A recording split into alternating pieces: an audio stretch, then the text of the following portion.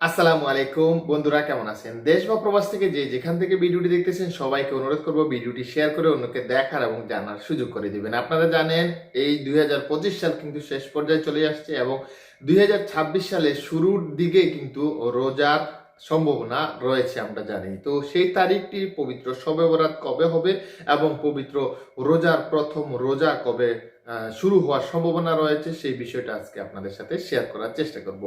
ভিডিওটি অবশ্যই বেশি বেশি করে শেয়ার করবেন আপনার শুভাকাঙ্ক্ষীদের সাথে, তারাও যেন এই বিষয়টি জেনে কনফার্ম হতে পারে।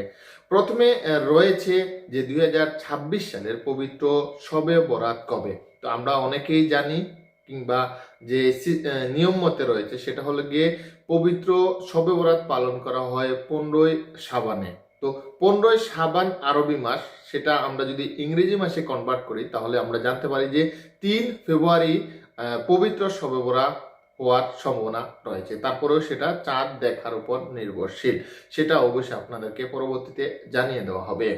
তার সাথে জানিয়ে দিতেছি 2026 সালের পবিত্র রোজা নিয়ে আমার বহু ভিডিও রয়েছে, সেই ভিডিওগুলো দেখলে আপনারা বুঝতে পারবেন। তারপরে এই ভিডিওটিতে আমরা জানিয়ে দিতেছি যে 2026 সালে পবিত্র রমজান মাসের রোজা সৌদি আরবে পালন করা হবে 18 তারিখ প্রথম রোজা, মানে 17 তারিখ রাতে সেহেরি খাওয়া হবে, 18 তারিখ থেকে প্রথম রোজা গণনা করার সম্ভাবনা রয়েছে।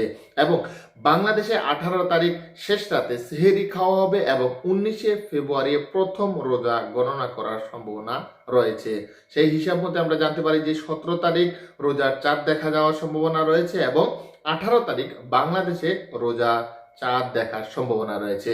সেই সাথে আমরা আপনাদেরকে জানিয়ে দিতে চাই 2026 সালে পবিত্র রমজান মাসের রোজা হবে 30টি, আমরা যতটুকু জানতে পেরেছি সেটাও কিন্তু চাঁদের উপর নির্ভরশীল। এবং এই হিসাব মতে যদি আমরা বলি যে রোজা যদি 30টি হয় তাহলে আমরা জানতে পারি যে 19শে